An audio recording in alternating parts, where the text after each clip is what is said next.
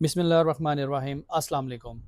आज हम डिस्कस करेंगे कि ओवरसीज़ पाकिस्तानी जो से वो बाहर से हमें पैसे भेजते हैं, पाकिस्तानी अपने रिश्तेदारों को, अपने ब्लड रिलेशन को, उसके लिए भी कुछ कंडीशंस वो बता दी गई हैं कि अगर वो 4 कंडीशंस को पूरा करेंगे तो ठीक है, अगर वो 4 कंडीशंस को पूरा नहीं करेंगे तो जिसके अकाउंट में रेमिटेंस आ रही हैं वो उनकी जितनी भी अमाउंट होगी उसको वो एफबीआर इनकम बनाएगा, इनकम बना के उसको वो उनके ऊपर टैक्स लगा देगा। वो 4 कंडीशन कौन-कौन सी है, वो तमाम चीज़ें हम इस पे डिस्कस करेंगे। वीडियो को ज़रा डिटेल में देखते हैं। सबसे पहले तो हम देखते हैं कि जो 4 कंडीशंस हैं वो है किसके अंदर। हमारे पास एफबीआर का सेक्शन है 111 जो सब सेक्शन उसका 4 है। उसके अंदर बहुत क्लैरिटी में बताया गया है कि अगर आप 4 कंडीशंस को फॉलो करते हुए अपनी पेमेंट बाहर से आपके अकाउंट में आ रही है तो ठीक है। अगर वो 4 कंडीशनें आपकी पूरी नहीं हो रही हैं तो एफबीआर सिंपल क्या करेगा, जितनी भी अमाउंट आपके अकाउंट में आ रही है आप वो उसको पकड़ेगा, उसको अदर सोर्स में जाकर अदर इनकम में डाल देगा। अदर इनकम में डाल के जो आपका नॉर्मल स्लैब रेट टैक्स का बन रहा है उस पर टैक्स लगा के आपको वो पे करना पड़ेगा। नहीं, अगर आप पे नहीं करते तो वो खुद ही उसको बना के आपको नोटिस डाल देगा कि इसकी मुझे आके एक्सप्लेनेशन दे। क्योंकि जो ट्रिपल वन का सेक्शन है, जो सब सेक्शन 4 है, उसके अंदर बहुत क्लैरिटी बताया गया है कि जो अनएक्सप्लेन्ड ट्रांजैक्शंस होती हैं, अनएक्सप्लेन्ड ऐसी इन्फॉर्मेशन जो एफबीआर जिसके ऊपर इश्यूज क्रिएट करता है कि इसके बारे में मुझे आगे ब्रीफ करें कि ये क्या है, कहाँ से आया, कैसे नहीं आया, वो आपको फिर एक्सप्लेनेशन देनी पड़ती है। हम डिस्कस करते हैं कि 4 जो कंडीशंस है वो कौन-कौन सी है। नंबर 1 कंडीशन हमारे पास ये है कि जब भी आपके अकाउंट में पैसे आ रहे हैं, वो जो पर्सन आपको पैसे भेज रहा है, वो सबसे पहले तो उसको वो जो करेंसी है वो पाकिस्तान की ना हो। वो या तो दरम हो, यूके डॉलर, यूके पाउंड हो, ऑस्ट्रेलियन डॉलर हो या यूएसए डॉलर हो, रियाल है, दरम है, जो भी है। एक तो वो करेंसी आपकी दूसरी हो, पाकिस्तानी करेंसी ना हो। नंबर 2 नंबर 2 ये है कि जो पैसे आपके अकाउंट में आ रहे हैं, जिस बैंक में आपका अकाउंट है उसी के अंदर आपके पैसे नॉर्मल आ रहे हों तो ठीक है। क्योंकि आपके नाम का बन रहा है, आपके नाम की ट्रांजैक्शंस की जा रही है, जो पर्सन आपको पैसे बाहर से भिजवा रहा है आपके नाम के ही आ रहे हैं, तो कोई इशू नहीं है उसके अंदर। आपके अकाउंट में डायरेक्ट पैसे आने चाहिए। अगर आपको एक्सचेंज के ज़रिए पे पैसे आ रहे हैं तो उसमें भी कोई इशू नहीं है, आप जाके अपने पैसे रिसीव करें। सिर्फ उसमें शर्त ये है कि पैसे आपके ही नाम के होने चाहिए, या आप किसी रिलेटिव को भेज रहे हैं या किसी ब्लड रिलेशन को भेज रहे हैं तो उसके नाम के ही होने चाहिए, जिसके पीछे आप अपने सोर्स का बता सकें कि ये पैसे मुझे फलां शख्स ने भेजे हैं, जो कि मेरा ही ब्लड रिलेशन है या मेरा ही रिलेटिव है। नंबर 3 ये है कि जो करेंसी आपको दी जा रही है, बैंक उसको क्या करे, इन कैश करे, उसको कन्वर्ट करे जो उस टाइम का रेट होगा। फॉर एग्जांपल अगर वो आपको पैसे पाउंड में आ रहे हैं तो जो पाकिस्तान में उस टाइम रेट चल रहा होगा उसमें कन्वर्ट करके आपको प्रोवाइड करे। उसके यानी प्रॉपर उसकी कैलकुलेशन की जाए।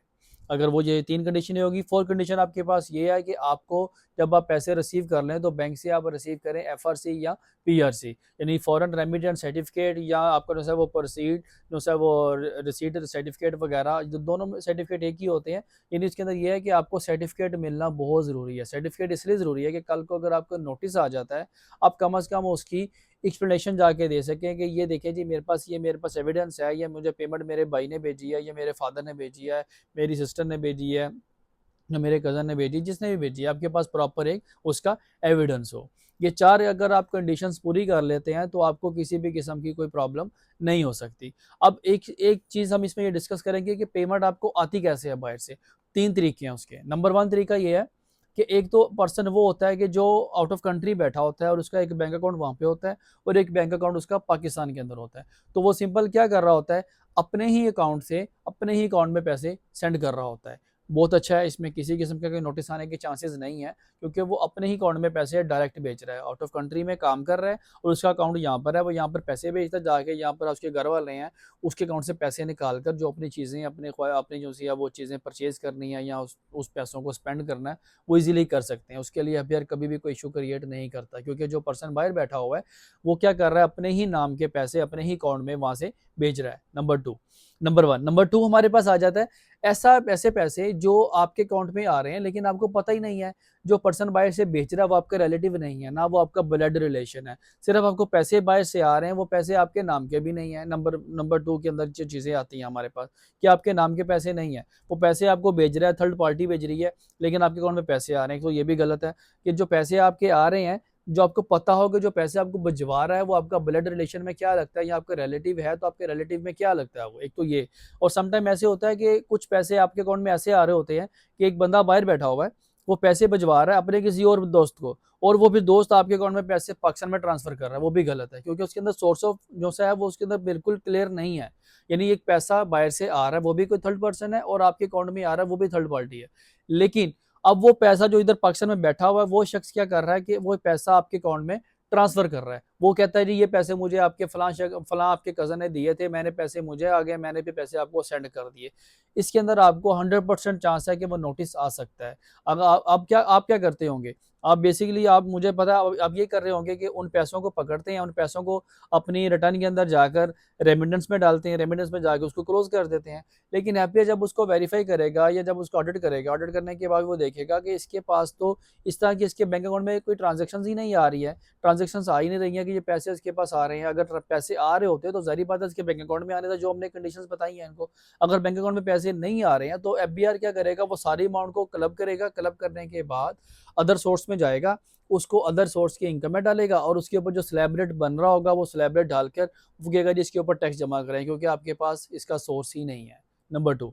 नंबर 3 आपके पास है कि आप पैसे बाहर से भिजवा रहे हैं, और लेकिन पैसे जो किसी और पार्टी के, यानी अपने किसी रिलेटिव को भिजवा रहे हैं या अपने किसी ब्लड रिलेशन को भिजवा रहे हैं, उनके नाम के अकाउंट में आ रहे हैं, वो भी ठीक है, क्योंकि उसके पीछे सोर्स तो है ना। यानी पीछे आप बैठे हुए आउट ऑफ कंट्री में और आप पैसे भिजवा रहे हैं अपने भाई को, अपने कजन को, अपने रिश्तेदार को, किसी को भी भिजवा रहे हैं, पीछे सोर्स भी पता चल रहा है कि पीछे सोर्स जो है वो आप ही हैं, और उसका सर्टिफिकेट भी बैंक वाले उसको दे सकते हैं कि जी आप फलां शख्स ने ये पैसे आपको भिजवाए हैं। आपको कल को नोटिस भी आ जाता है, आप उसको जाके बता सकते हैं कि ये पैसे जिसने भिजवाए हैं ये मेरा रिलेटिव है, या मेरा भाई है, या मेरा फादर है, मेरी सिस्टर है, जो भी है, आप उसको जाके इजीली बता सकते हैं, और एफबीआर उसके ऊपर किसी भी किस्म का कोई इशू क्रिएट नहीं करेगा।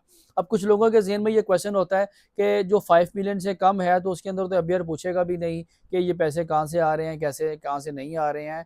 ऐसा कुछ भी नहीं है। अगर आप 5 मिलियन से कम भी अगर आपको रेमिटेंस रिसीव हो रही हैं तो उसके लिए भी आपको 4 किस्म की ये कंडीशंस पूरी करना लाजमी है। अगर आप 4 किस्म की ये कंडीशंस पूरी नहीं करेंगे तो भी आपको एफबीआर की तरफ से नोटिस आ सकता है।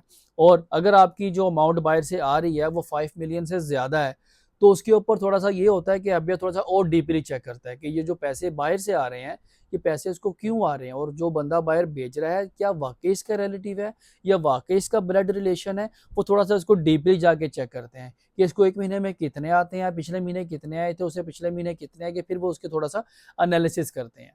ठीक है? अगर आप 4 कंडीशंस पूरी नहीं करते हैं तो एफबीआर सिंपल क्या समझते हैं, एफबीआर समझता है कि ये पर्सन क्या कर रहा है, आउट ऑफ कंट्री में कोई सर्विसेज दे रहा है और वहाँ से इसको पैसे आ रहे हैं जो इसको ये रेमिटेंस में शो करवा के उसको टैक्स पे किए बगैर इसको अपनी इनकम में शामिल कर लेता है। ठीक है?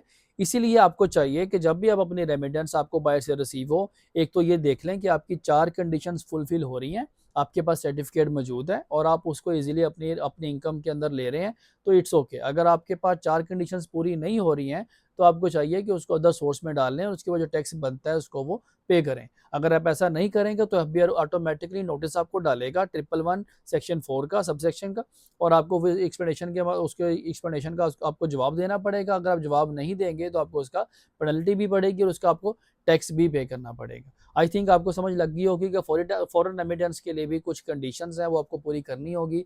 अगर आप पूरी नहीं करेंगे तो आपको थोड़ी-सी मुश्किलात फेस करनी पड़ेंगी। इस तरह की वीडियोस आपको इंशाल्लाह मिलती रहेगी, इन्फॉर्मेटिव वीडियो। चैनल को सब्सक्राइब करें, बेल आइकॉन पर क्लिक करें। नई वीडियो तक इजाज़त दें। अगर इस वीडियो से रिलेटेड कोई सजेशन है, कोई क्वेश्चन है तो कमेंट्स बॉक्स में आप पूछ सकते हैं।